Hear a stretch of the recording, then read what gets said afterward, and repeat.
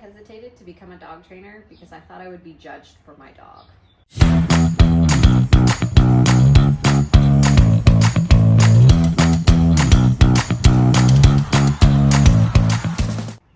Welcome to Straight Up Dog Talk. I'm Em, and today's solo episode is for anyone who feels like they've tried everything and nothing is working. If you've ever sat there thinking, why is this so hard? Why don't we have this figured out yet? Did I mess this up too badly to fix it? This episode's for you. I don't talk about this part very often, but I almost didn't become a dog trainer. Well, actually, let's back up. I almost became a dog trainer 3 different times in my life. But every single time, it never felt like it was the right time. I didn't think that I had the right mentor. I didn't know where to start. One was right after brain surgery. One was immediately after I started working with a trainer with Fitz. And one was all the way back when I was still a vet tech. Each time I thought about pursuing life as a dog trainer, I talked myself out of it. I wasn't sure if I was good enough. I wasn't sure if I had the right resources. I wasn't sure if I believed in myself enough to go out on a limb and try something new. But each time I decided not to become a dog trainer, it was never because I didn't love dogs or that I didn't have years of experience handling them, because I had all of those things. But most recently, when it came to Fitz, if it wasn't for my mentors, I probably wouldn't have taken the plunge, simply because I was afraid that people would not understand Fitz. They would look at his progress and wonder why it was so slow.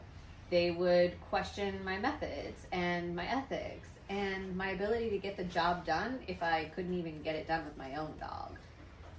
Fitz was already 4 years old. We had tried so many things.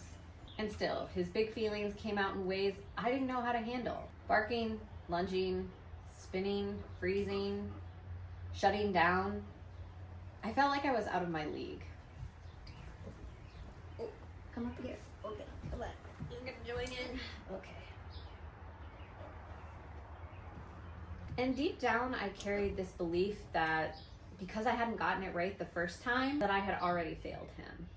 That because I didn't get it right the first time, I couldn't possibly help somebody else get it right. That there was no way I could be a trainer if I had to start over myself.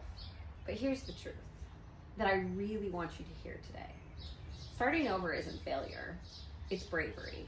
It's listening, it's adapting, and it's saying, I see what I didn't do right here, and I'm ready to do things differently, without shame. There was no magic moment when everything clicked together. There was no perfect program, no single tool in my toolbox that could fix everything. It was 1,000 tiny little shifts, learning what Fitz needed, and letting go of the things that didn't work or feel right.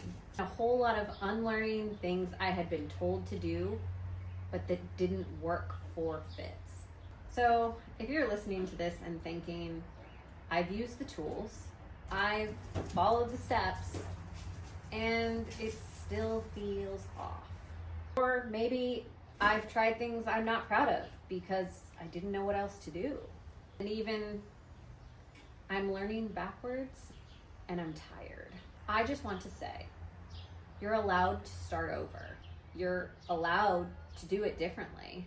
And that doesn't mean that you failed. It means that you're growing. Some of the biggest shifts that I've made were actually pretty simple things when you think about it. I stopped walking Fitz every day and started focusing on moments of calm and connection instead. I stopped pushing him into situations to fix his reactivity and started listening to what made him feel safe. I stopped pretending we were farther along than we were and started honoring exactly where we were in his journey. These weren't always things that I found online or that trainers or my mentors were recommending to me. Sometimes they were even a combination of those things, but all of them worked for us. Something that I've said 1,000,000 times over and will continue to say 1,000,000 times more is that learning from different teachers is the most important thing that you can do for yourself and your dog. Taking a variety of skills and spicing it up with a little bit of this and a little bit of that is the best recipe, because every dog is different. And if you don't adapt what you're doing to the individual dog, it's going to be really hard to succeed. A failed recipe is always a failed recipe. It's not going to be palatable for anybody if you burn it or put the wrong spices in it. The main message I have for you today is that your dog doesn't need you to be perfect. They need you to be present and willing and honest enough to say, this isn't working. Starting over isn't a weakness. It's where the connection begins. And if nobody has told you this yet today, you are not alone in this. Remember, solo episodes drop every other Monday.